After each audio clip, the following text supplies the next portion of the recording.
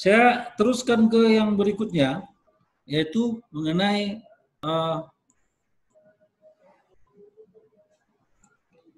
non-parametrik. Saya pernah katakan bahwa selain statistika parametrik untuk mengambil kesimpulan tentang sekelompok data dan untuk menggeneralisasikan kepada seluruh populasi, selain statistika parametrik, kita juga bisa menggunakan statistika non-parametrik. Ya.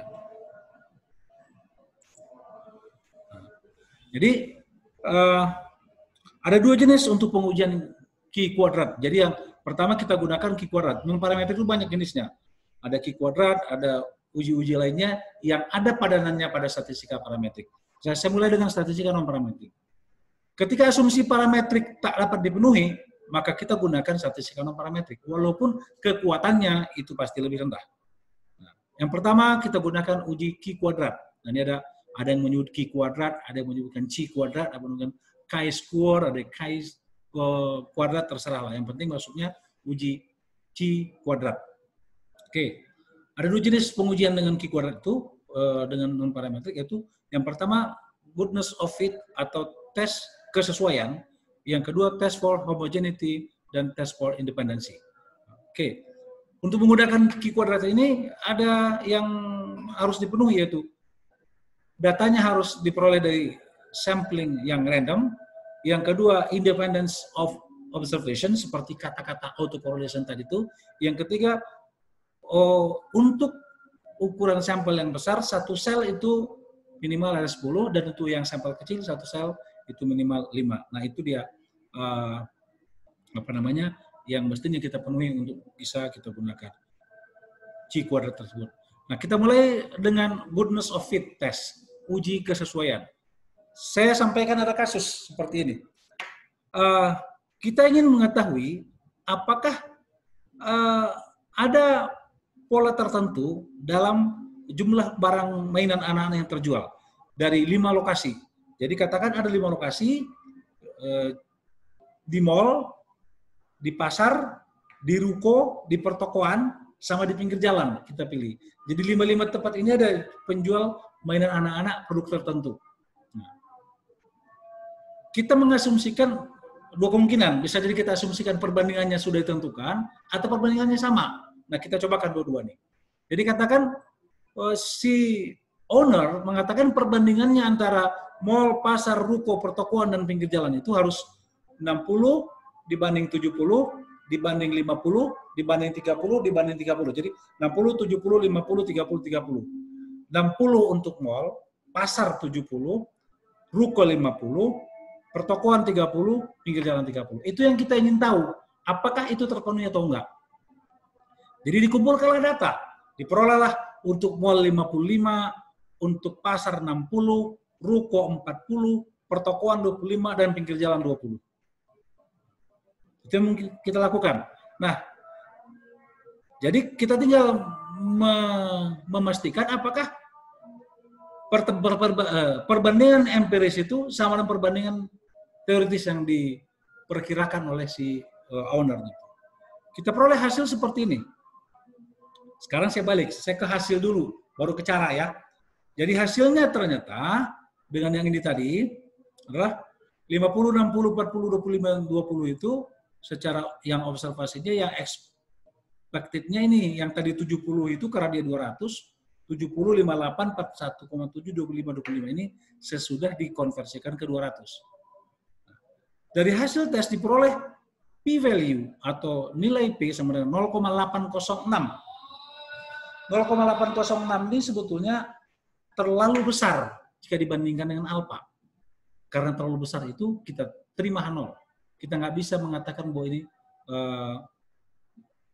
berbeda, terkait, dan segala macam. Jadi hasilnya adalah terima H0. Artinya perbandingannya masih sama antara empiris dengan yang diprediksi. Jadi sama perbandingannya, karena alfanya tadi 0,8 terlalu besar. Kita sering dengarkan bahwa untuk menyimpulkan terima atau tolak H0, bandingkan p-value dengan alfa. P-value lebih kecil dari alfa tolak H0, P-value lebih besar dari alfa terima H0. Dalam konteks ini lebih besar. Nah, bagaimana ini didapatkan? Nah, gampang, ini dia cari. Jadi ini asumsi proporsi tidak merata. Langkah pertama, klik data di sini, yang merah saya lingkar ini. Di paling bawah ada weighted case, pembobot. Nah, terus ke sini, pilih di sini, ada dua pilihan, do not weight cases atau weight cases by. Berarti kita pilih weight karena kita ada pembobotnya. Frekuensi variabelnya apa? Jumlah barang mainan yang terjual. Jadi masukkan di sini variabel jumlah barang mainan yang terjual. Nah, oke, selesai. Baru kembali ke sini, analyze. Jadi yang pertama tadi untuk pembobot, yang kedua analyze. Pilih di sini non-parametric test, kemudian legacy dialog, chi-square. Setelah kita klik chi-square, maka akan muncul ini hasilnya. Pilih lokasi, karena variabel yang kita akan bandingkan adalah lokasi antar mall, pasar, dan seterusnya tadi. Dan karena kita memprediksikan, menghipotesiskan ada perbedaan yang terjual untuk masing-masing lokasi, nah kita pilih di sini, value. Ada value nih kan, kalau yang atas itu all categorized equal, itu yang contoh kita yang kedua nanti. Ini value, berarti masukin 60, 70, 50, 30, 30.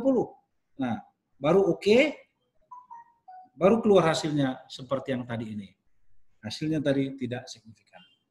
Oke, itu tadi kalau hipotesisnya adalah perbandingannya 60, 70, 50, 20, 25, 20. Nah kalau hipotesisnya lain, hipotesisnya penyebarannya dianggap sama. Jadi kalau 200 barang yang terjual itu, hipotesisnya kita anggap 40, 40, 40, 40. Jadi semua 40. Jadi kita pilih yang kedua yang tadi kan, asumsi sama untuk setiap lokasi. Nah ini dia yang kita lakukan sekarang nih kan. Asumsi proporsi sama untuk setiap sel. Sama caranya, data, weight cases, pilih yang ini, weighted-nya adalah jumlah barang. Nah, kemudian masuk ke sini, kita pilih legacy dialog chi-square, pilih lokasi, dan di sini expected value, all categorized equal. Semua kategori dianggap sama. Kalau tadi kan values antara 60, 70 dan seterusnya, ini all categorized equal. Makanya hasilnya pun seperti ini yang sebelah kiri ini. Asumsi 40, 40, 40, 40 kan. Kalau tadi kan 70, 50 dan seterusnya. Hasil tesnya 0,00. Kesimpulannya signifikan bahwa tidak bisa dikatakan sama jumlah barang yang terjual antar 5 lokasi itu. Nah, kalau tadi yang pertama asumsinya adalah terima H0, kita bisa mengatakan bahwa proporsi jumlah penjualan 60, 70, 50, 30, 30. Yang ini tidak bisa dikatakan sama. Nah, itulah kita gunakan chi-square untuk test of uji kesesuaian, goodness of fit test. Oke, lanjut ke yang kedua. Uji independensi. H0, variabel baris dan kolom adalah bebas. H1, variabel baris dan kolom adalah tidak bebas. Jadi ini kasusnya lain lagi. Katakan kita ingin mengambil data dari 4 komunitas, 4 kelompok masyarakat. Saya ingin melihat apakah pola penyebaran berita bacaannya berkait dengan kelompok masyarakat tadi. Jadi kelompok masyarakatnya mahasiswa, profesional, pegawai negeri, pegawai swasta. Nah, jenis bacaannya berita politik, berita hiburan, berita kriminal, dan berita bisnis. Apakah ada kecenderungan, ada pola bacaan dari keempat kelompok tadi? Atau semuanya sama? Jadi hipotesisnya H0 semuanya sama. Artinya tidak peduli apakah dia mahasiswa, profesional, pegawai negeri, dan swasta, konsentrasi atau proporsi yang mau membaca itu sama bacaannya. Itu dia H0 ya. Kalau H1 ada perbedaan dari proporsi bacaan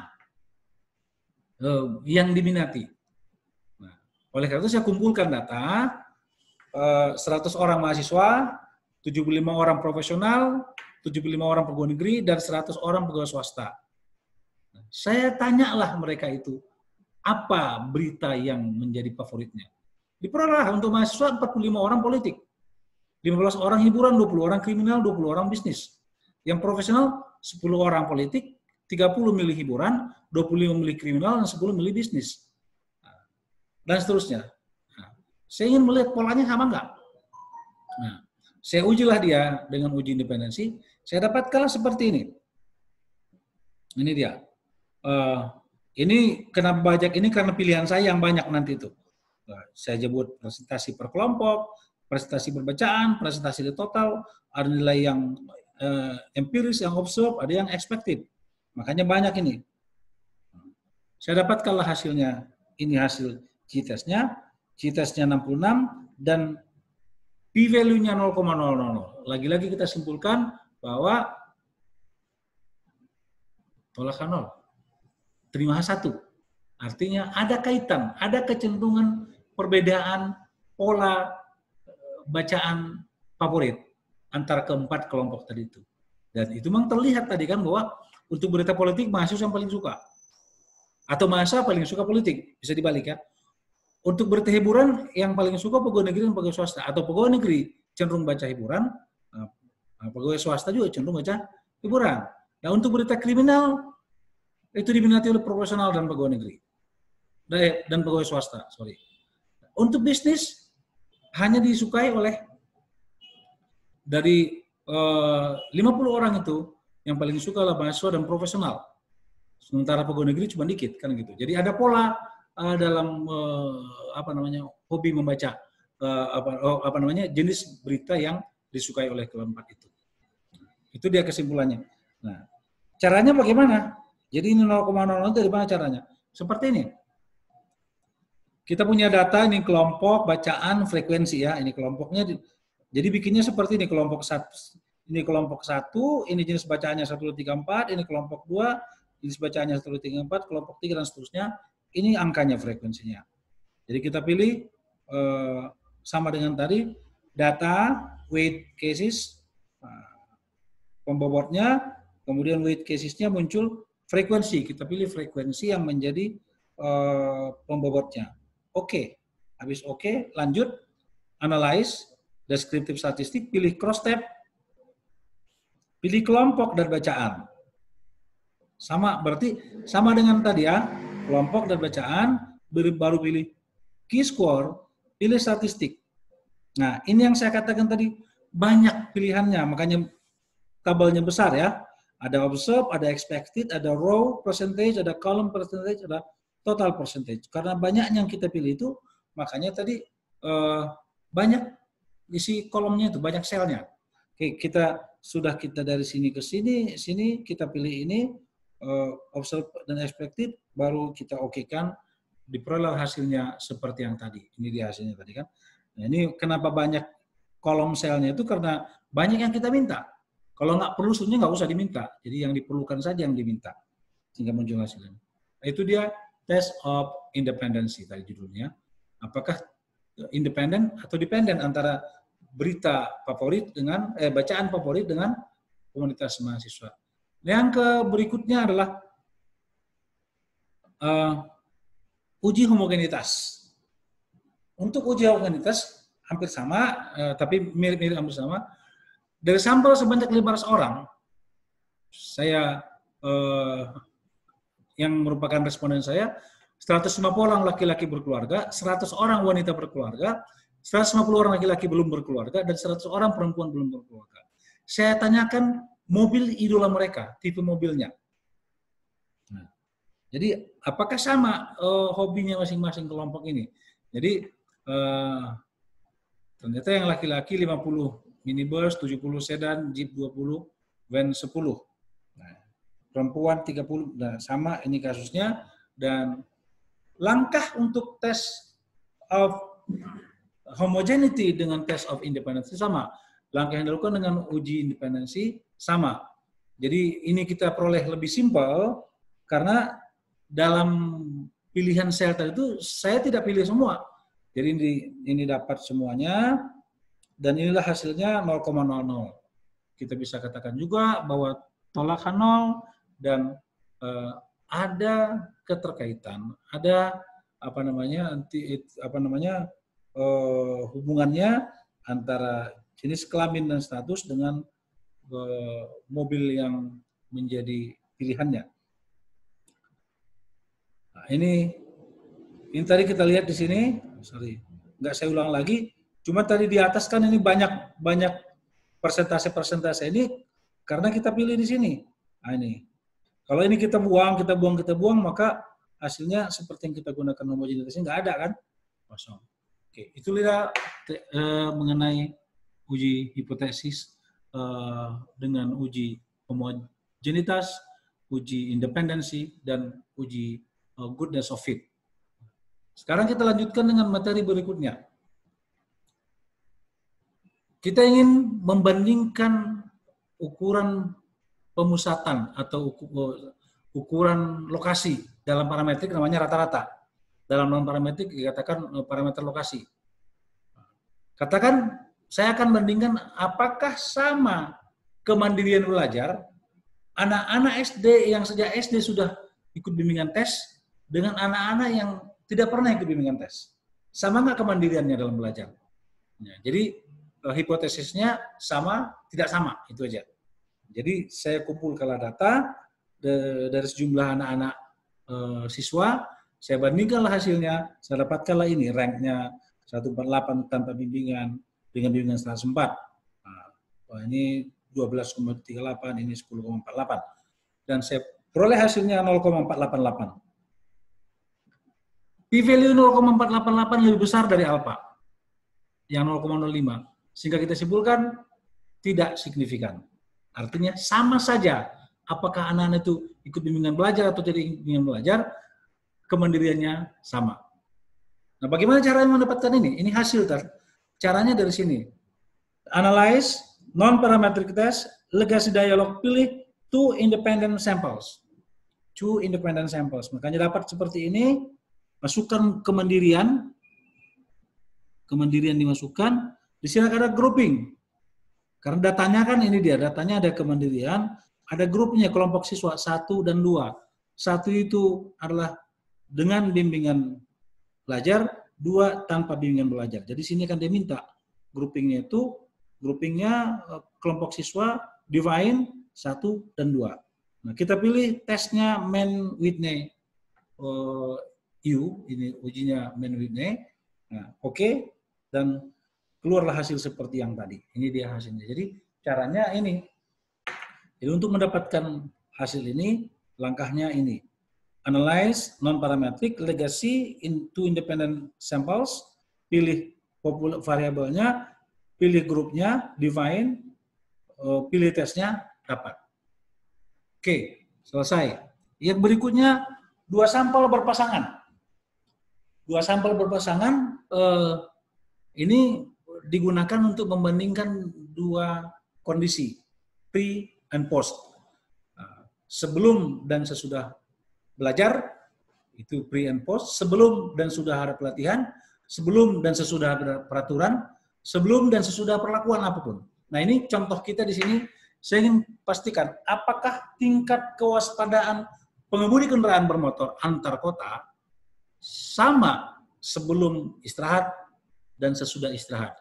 Jadi saya kumpulkan 13 orang pengendara kendaraan antar kota yang berhenti di rest area. Saya tes tingkat kewaspadaannya sebelum istirahat dan saya tes tingkat kewaspadaannya sesudah istirahat.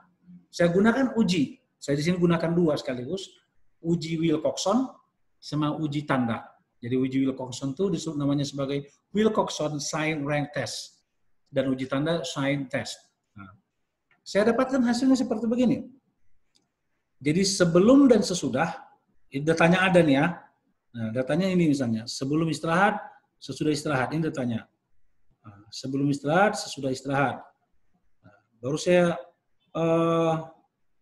caranya pilih non-parametric, pilih legacy dialog, pilih juga itu 2 related samples, 2 sampel yang berkaitan, 2 sampel yang berpasangan sebetulnya itu. Pilih di sini test pairs, variable 1 itu sebelum istirahat, variable 2 itu sesudah istirahat. pilih tesnya, Wilcoxon dan Sain. Udah oke. Dapat hasilnya seperti ini yang tadi.